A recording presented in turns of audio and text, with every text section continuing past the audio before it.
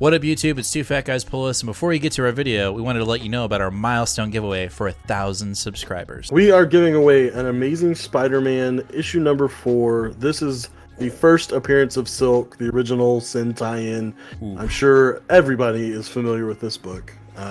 This is a CBCS 9.8. Oh, yeah. Yeah, so... Big boy.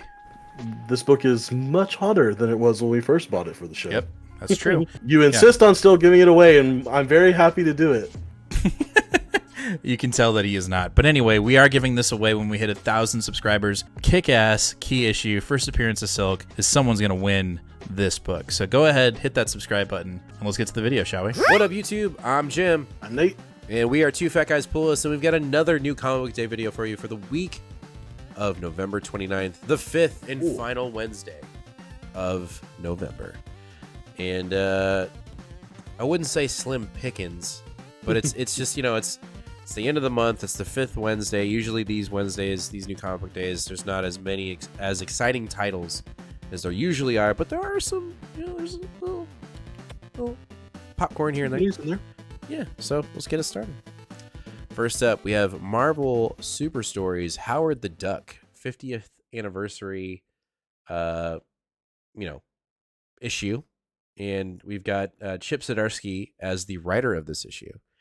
And that's got me all kinds of excited. I actually genuinely like Howard the Duck. I wish I know Chip did. He had a pretty big run with Howard the Duck, which I have not experienced. So I'm actually quite excited to read this little 50th anniversary issue of Howard, especially with Chip on the writing. I think it'll be a lot of fun. I think Howard the Duck, he needs to be more, much like She-Hulk, I think he needs to be more prominent in the comics, and I think in the MCU. I know he had a little bit of a blip there with the Guardians of the Galaxy, but I think Howard would be a really fun character, maybe to dethrone Rocket the Raccoon. I'm just going to say it right now.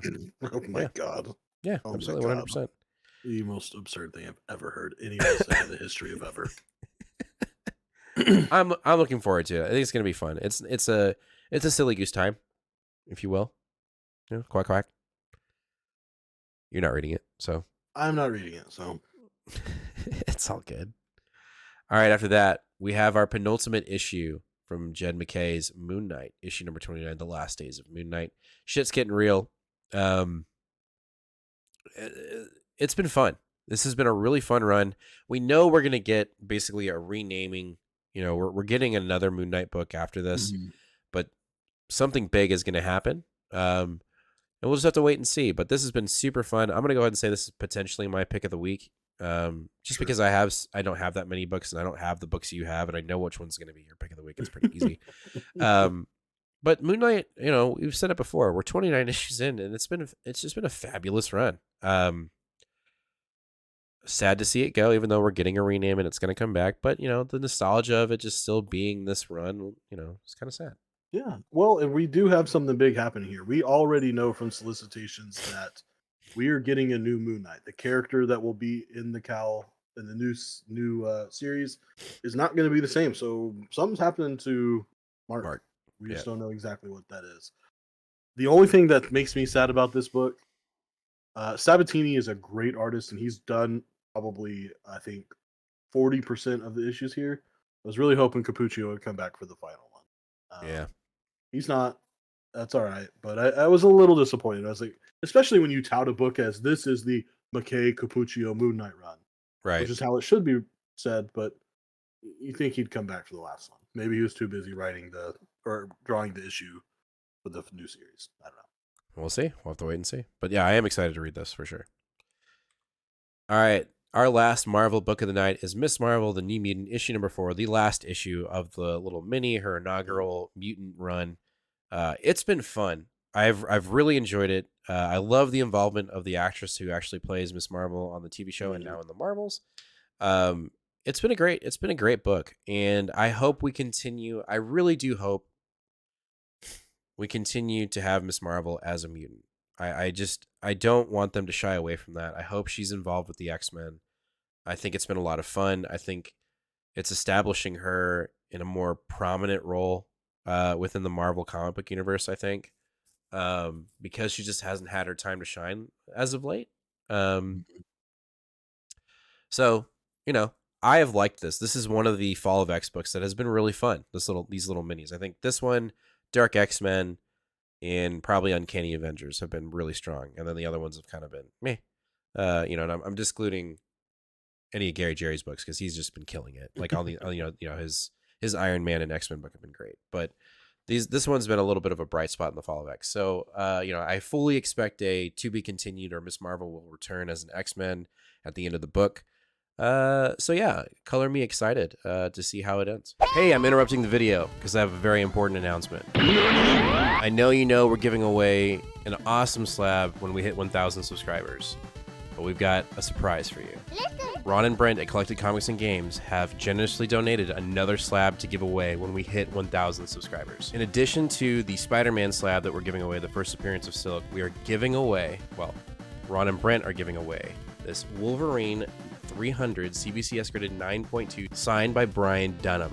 And he did a sketch on top of it. So not only will we be giving away that first appearance of Silk Slab, we're giving away this too, thanks to Ron and Brent over at Collected Comics and Games. So if you're not already, make sure you're subscribed, hit that like button, and ring that bell. Let's get back to the video, shall we? All right, let's jump over to DC, and we're going to kick it off with Action Comics Man of Steel, issue number 1059. And this, for all intents and purposes, is the end of of Philip Kennedy Johnson's run, because we looked at the solicitations for the next issue, and it's like a little tiny story and then a bunch of setup issues for what Action Comics is going to be, which is kind of sad because we've been really digging the shit out of Philip Kennedy Johnson's Action Comics run. Like, it's been really fun. Yeah, the whole Blue Earth storyline has been one of the most intriguing ones that I've read in a while. Following that up after Warworld Saga has made Action Comics like a must-read book for me, at least for a few years. So it's really sad to see this book ending, but hopefully we can get some closure, or at least this story in place so that someone can pick up this Blue Earth and problem in the future, because it was just interesting. It's really interesting to me. Also, because of course it's Action Comics, so we got to have the two backups in there. One of them actually kind of interested in is just going to be a one-shot Jon Kent story. Hopefully it's not like a awkward kid Jon Kent again, but we'll see. Yeah, I think I think hopefully Williamson picks up the Blue Earther storyline and really runs with it in the main Superman title. You cross your fingers for sure. Yeah. All right, after that we have Detective Comics issue number 1078 from Ram V. Yeah. I know you jumped off this one, but it has been such a conundrum of a book.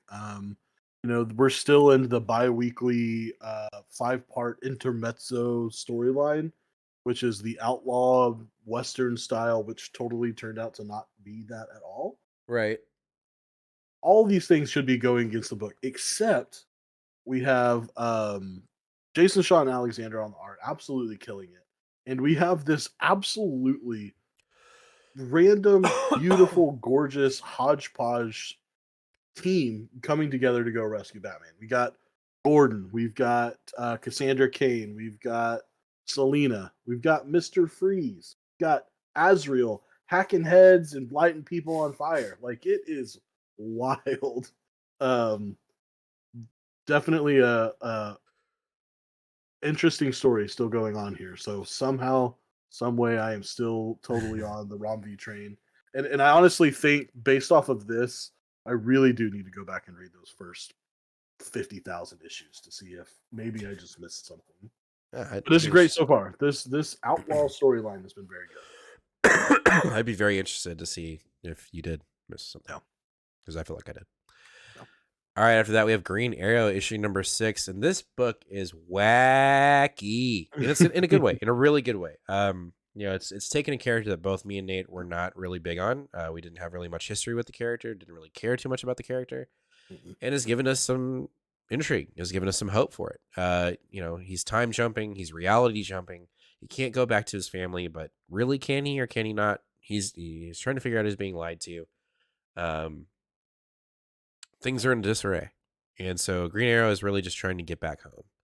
And I'm digging it. I'm digging this run right now. Williamson, again, when Williamson just kind of focuses in on one character and just plays around in its mythos, I think that's where he's the strongest. When he starts getting too wide and trying to bring in everybody and these big, massive, world bending concepts, it just doesn't work for me.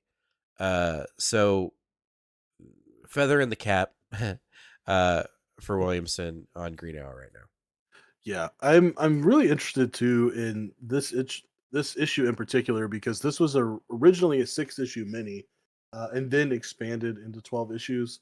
So this issue, of course, has been, I'm sure, reworked in some ways to expand the story. But in all intents and purposes, the big reveal that we get in the story, we finally find out who has been doing this to Green Arrow since Dark Crisis on Infinite Earths, is revealed in this issue, and I'm curious to see who that is, what happens, and how are we going to carry this story for 6 more issues. Right. And if this would have been a good semi-ending as it was originally intended to be. Right, right.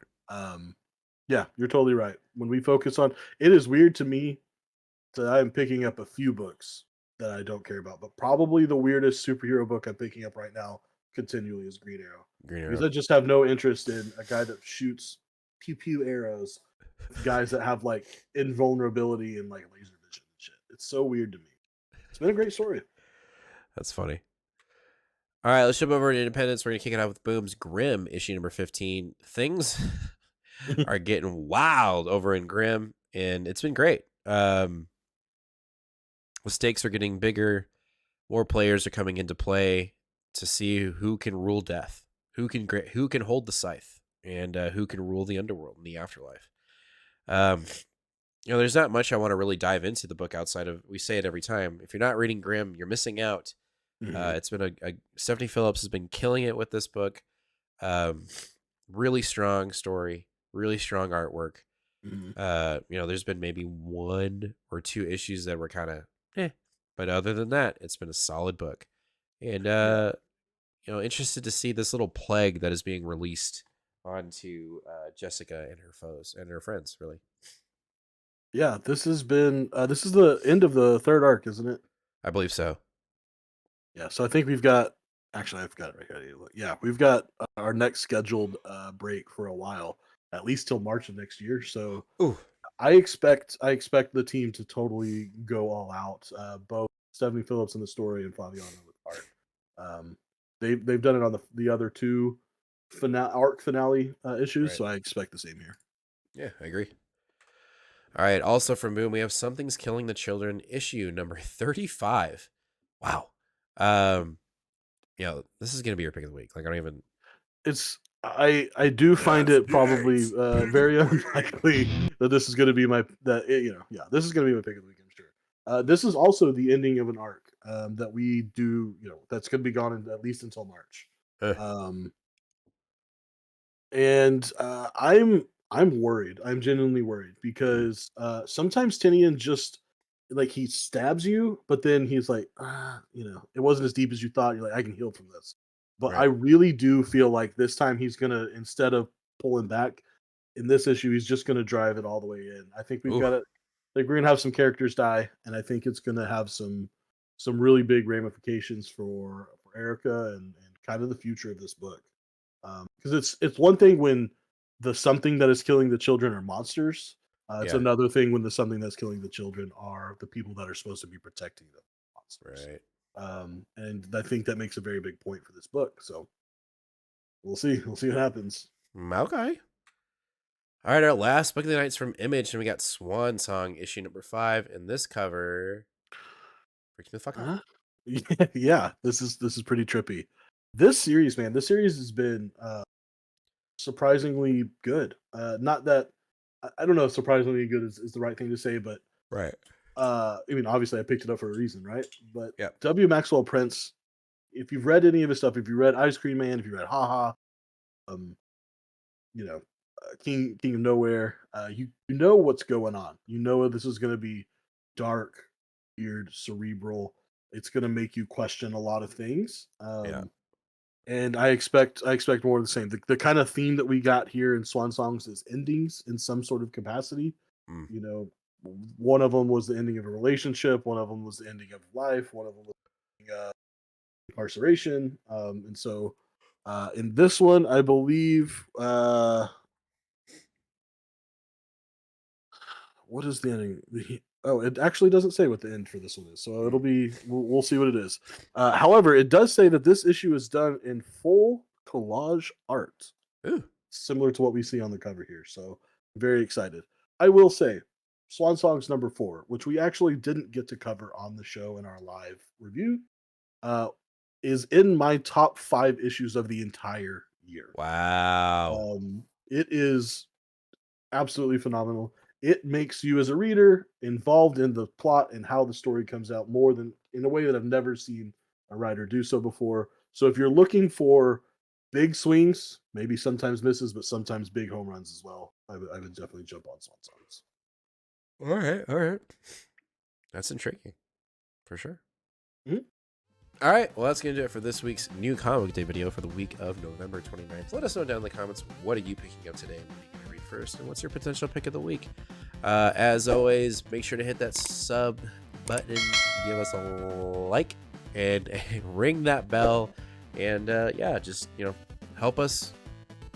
I don't know what I'm trying to say. Just sub. We give away cool stuff. We're giving away a sub at 1,000 subs. And, little birdie told me that Ron's going to be giving potentially something away as well when we hit 1,000 subs collected. So it would behoove you to hit that sub button. Do it. Anyway, make sure to catch us live this Sunday, 8 o'clock p.m. Central Standard Time. This Sunday here on YouTube, where we'll talk about all these books and more. We have a silly goose time, great time, and we'd love for you to join us. So see you here Sunday, 8 o'clock. We'll talk about these books. As always, fam, be kind to one another and read more comics. Later.